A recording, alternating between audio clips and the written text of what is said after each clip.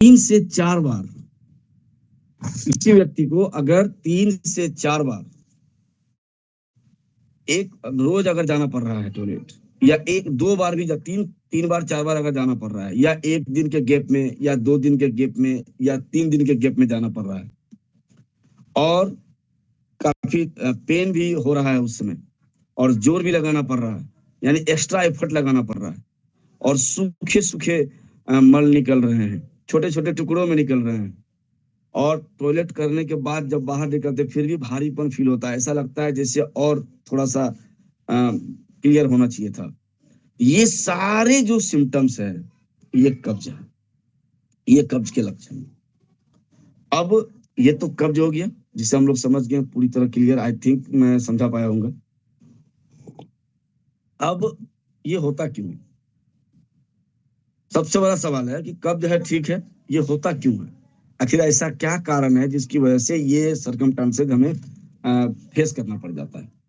तो सबसे बड़ा जो कारण है, वो यूनिवर्सल कारण है, सारे लोगों के अंदर है, वो है पानी की कम पानी पीना। सारे लोग कम पानी पीते हैं, खासकर महिलाएं। सॉरी फॉर दैट, लेकिन सच्चाई यही है।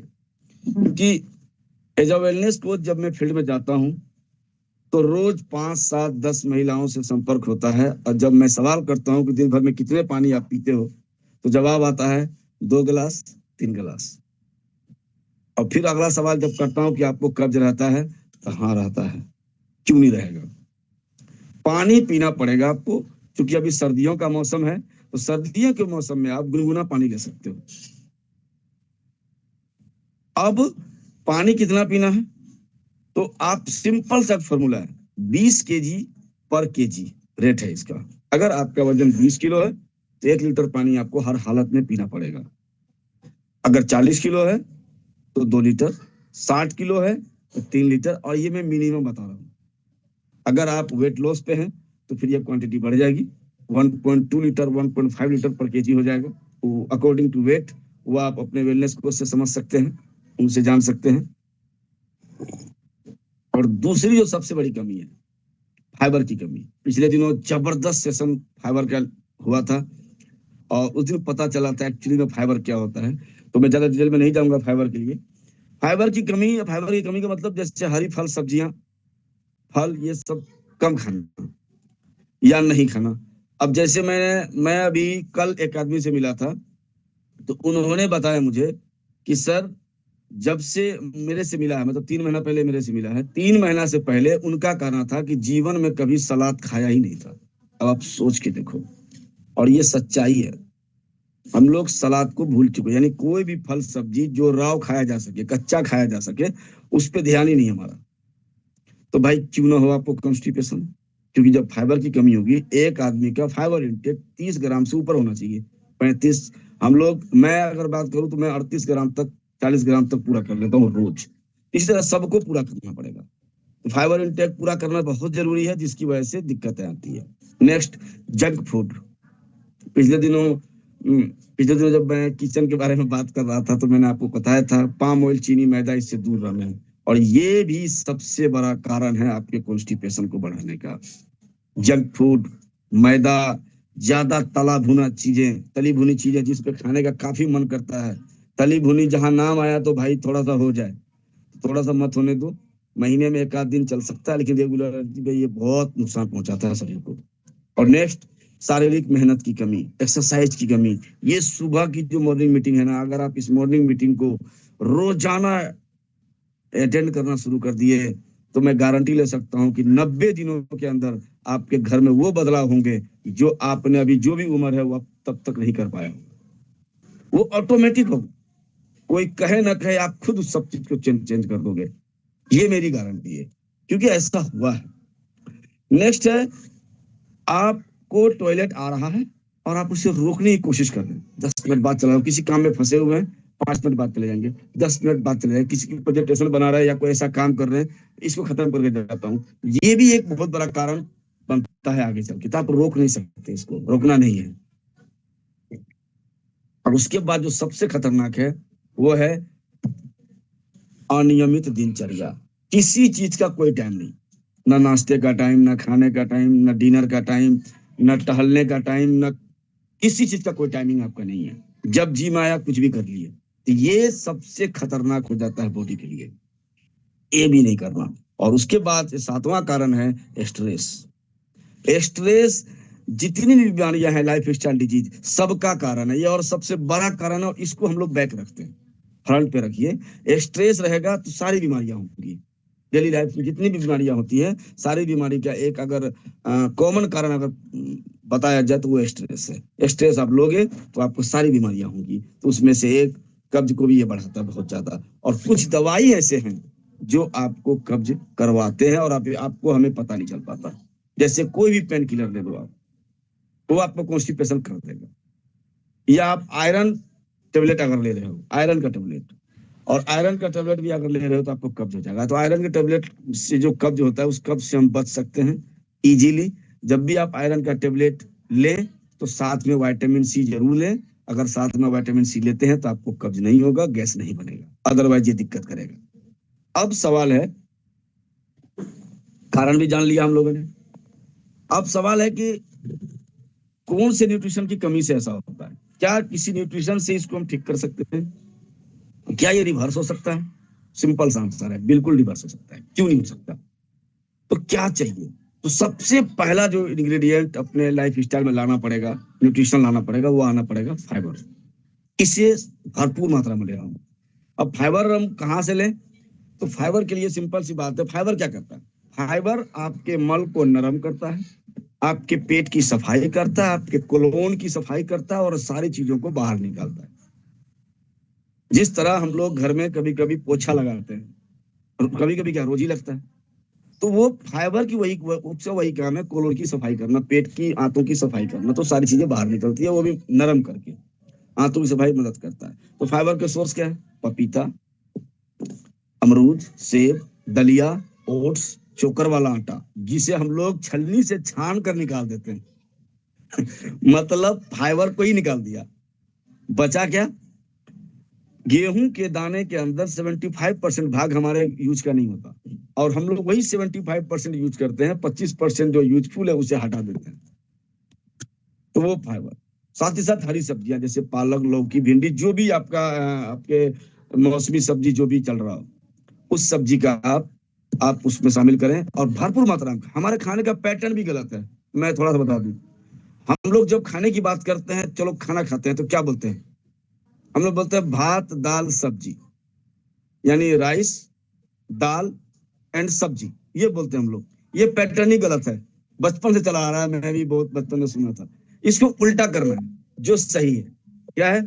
सब्जी, दाल, भात। अब इसे इस क्रम में अगर हम लेके चलते हैं, तो इसका क्या मतलब हुआ? मतलब ज्यादा मात्रा में सब्जी खाना है, उससे थोड़ा कम में दाल खाना है, और बहुत कम में चावल या रोटी या अन्न लेना। ये कमाल का कॉम्बो बनेगा, और इसमें आपका प्रोटीन इंटेक भी पूरा हो जाएगा। और कमाल की बात, प्रोटीन इंटेक तो पूरा होगा, साथ में फाइबर आपका 30-35 ग्राम इजीली हो सकता है। इजीली आप करके देख लो। यानी आज से अगर आप एक कटोरी सब्जी ले रहे हो, तो 3 कटोरी सब्जी खाना शुरू कर दो।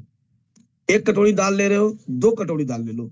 अगर ये दोनों चीज का इंटेक बढ़ा, ऑटोमेटिक कार्ब का इंटेक घट जाएगा। जो राइस आप 2 प्लेट ले रहे थे, वो हाफ प्लेट में आपका पेट इनफ हो जाएगा।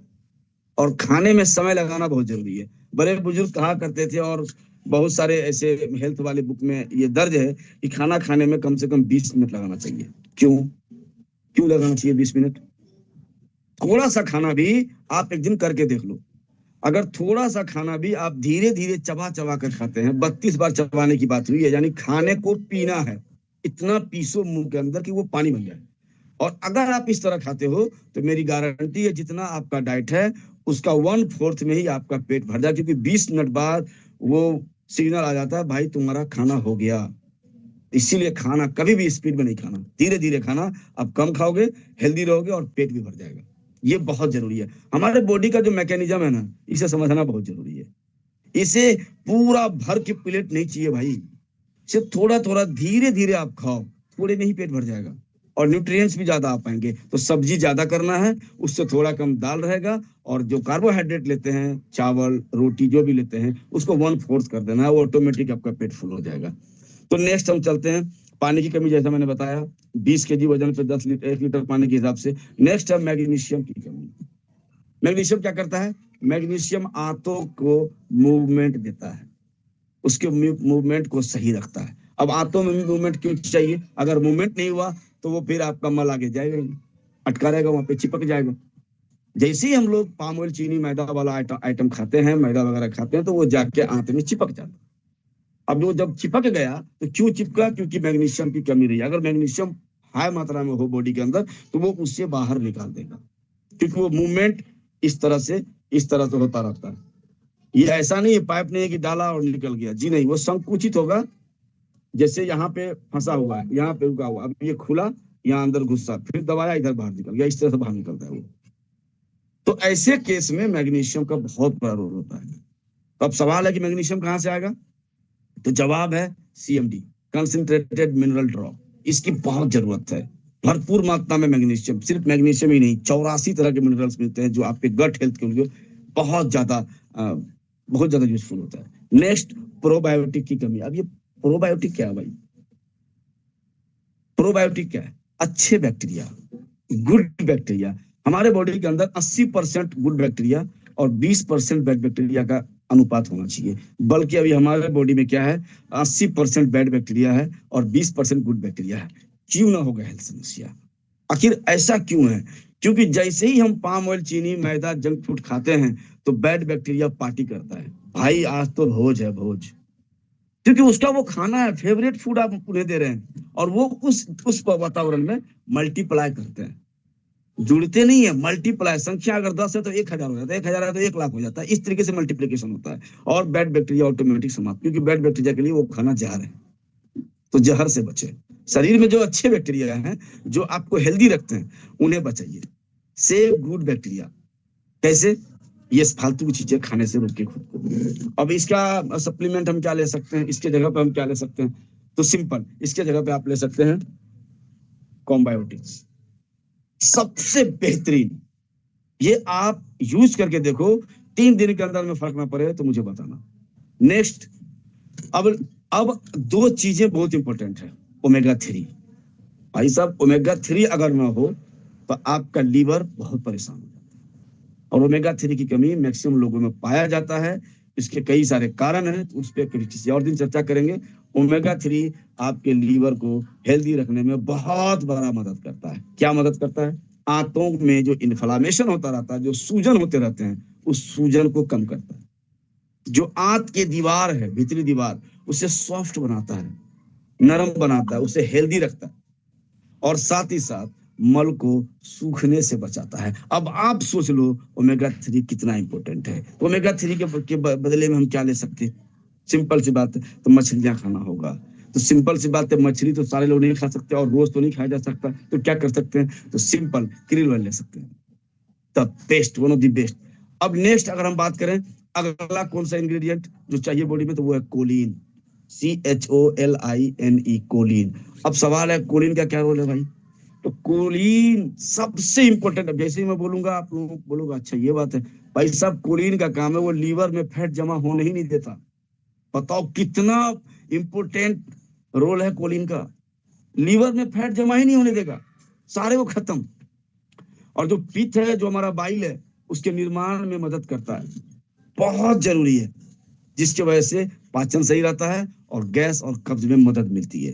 तो ये सारे, और कमाल की बात, अभी तो आपको भी और मजा आने वाला है, क्योंकि ओमेगा 3 और कोलिन ये दोनों कहाँ मिलेंगे? ग्रिल के अंदर दोनों मिलेंगे, सही अनुपात में मिलेंगे, आपके परेशानियों को खत्म करके मिलेंगे। तो ये एक जबरदस्त कॉम्बो आप यूज कर सकते हैं। और इससे कैसे बचा जा सकते हैं? तो कुछ लाइफ स्टाइल चेंज करना होगा। सुबह उठते ही गुनगुना पानी पिए, बैठ कर पिए, उकड़ू बैठ कर पिए, पालथी मार के नहीं खाना पीना, उकड़ू बैठ कर पीना। कम से कम ये 300 ml पानी तो आपको पीना ही पड़ेगा सुबह। उसके बाद समय पर टॉयलेट का एक समय निर्धारित हो, उस समय में आपको जाना कि भाई इस आधे घंटे के विंडो में मुझे जाना। उसमें कोई ये नहीं, रोज 30 मिनट टहलना चाहिए और कम से कम 20-22 मिनट की एक्सरसाइज बहुत जरूरी है। इसका मतलब आपको मॉर्निंग मीटिंग रोज अटेंड करना पड़ेगा अगर आप इस तरह की बॉडी में नहीं चाहते हैं। नेक्स्ट, खान पान में सुधार। फल सब्जी का को शामिल कर, जैसे कि मैंने बताया, सब्जी ज्यादा खाना है, उससे थोड़ा कम दाल खाना और सबसे कम कार्बोहाइड्रेट लेना है। मैदा को बिल्कुल आज से ही नो कर दें, नो मैदा एट ऑल। दही छाछ रोज ले, मॉर्निंग आवर में 12 बजे से पहले, हमेशा नहीं ले सकते। और घरेलू उपाय आप एक ले सकते हो, अगर आप कर सकते हो तो रात में आप 2 अंजीर को भिगो दो और सुबह में उठ के उसको खाओ, वो भी बहुत अच्छा रहता है। अमरूद या पपीता आप मॉर्निंग में ले सकते हो, जो काफी फायदा करता है। और एक सबसे बड़ा वार्निंग मैं यहाँ पे देना चाहता हूँ, और वार्निंग ये है कि रोज रोज कॉन्स्टिपेशन के लिए दवा, जैसे कि ग्लूकोफ्लेक्स वगैरह ग्रुप के बहुत सारी दवाएं आती है जो आपको कॉन्स्टिपेशन को इमीडिएट रिलीफ देता है, रोज रोज वो उस तरह की दवा, और कोई भी चूरन, चूरन जो आपको कब्ज के लिए बहुत सारे चूरन मार्केट में आता है, इन चूरन का रोज रोज अगर आप इस्तेमाल करेंगे तो आपका कोलोन डैमेज होगा, फिर धीरे धीरे पाचन की समस्या और बढ़ेंगी और आपको बहुत सारी दिक्कतें आने वाली है। बच्चों और बुजुर्गों में कब्ज को नजरअंदाज बिल्कुल ना करें, क्योंकि जब बच्चों को कब्ज होता है तो बच्चे समझ नहीं पाते और एक्सप्रेस भी नहीं कर पाते, तो उससे हमें समझना पड़ेगा क्या बच्चा एक्स्ट्रा एफर्ट लगा रहा है, उसी तरह हमें चेत जाना पड़ेगा और उसके लाइफ स्टाइल को ठीक करना पड़ेगा। तो ये मैंने आज कोशिश किया कब्ज को थोड़ा सा डिटेल में बताने के लिए, तो थैंक यू मुझे समय देने के लिए। मैं आप सबों से चाहूंगा कि एक बार जोरदार ताली हमारे कंट्री मेंटर पवन मलिक सर के लिए बजाएं। और आकृति मैम, थैंक यू मुझे समय देने के लिए, बहुत बहुत धन्यवाद। तो मैं आशा करता हूँ कि मैं थोड़ा सा वैल्यू ऐड कर पाया हूँ। थोड़ा थैंक सा यू। नहीं सर, बहुत सारा वैल्यू आपने ऐड किया, thank you so very much. Because ये एक ऐसा टॉपिक है जिसको थोड़ा हम टैबू कर देते हैं, इसके बारे में हम बात नहीं करते, ऑब्वियसली कंफर्टेबल फील नहीं करते। आपने बहुत ज्यादा डिटेल में सोल्यूशन भी बताया, प्रॉब्लम भी बताया, और क्या यूजुअली हम ले लेते हैं ओवर द काउंटर, उसके क्या हमको ड्रॉबैक्स हैं और क्या कॉन्सिक्वेंसेस हो सकते हैं लॉन्गर रन में। वंडरफुली शेयर्ड, और इतनी सारी तालियां बज रही हैं, इतने सारे दिल आ रहे हैं आपके लिए, तो थैंक यू वेरी मच। बहुत ही अच्छा वैल्यू आपने ऐड किया, थैंक यू। चलिए, सो फटाफट से मुझे अपने शेक का फ्लेवर बताएंगे, आप कौन सा शेक ले रहे हैं ब्रेकफास्ट के अंदर। वंडरफुल सेक्शन, आई नो मुझे पर्सनली बहुत सारे मैसेजेस आ रहे हैं। चलिए, जब तक आप शेक का फ्लेवर बताएंगे, मुझे पर्सनली स्क्रीन पे दिखाएंगे, तब तक हम कुछ टेस्टिमोनियल्स ले लेते हैं फटाफट से। तो आप हैंड रेस कीजिए जो भी आज कुछ शेयरिंग करना चाहता है, कोई क्लाइंट टेस्टिमोनियल बताना चाहता है, पर्सनल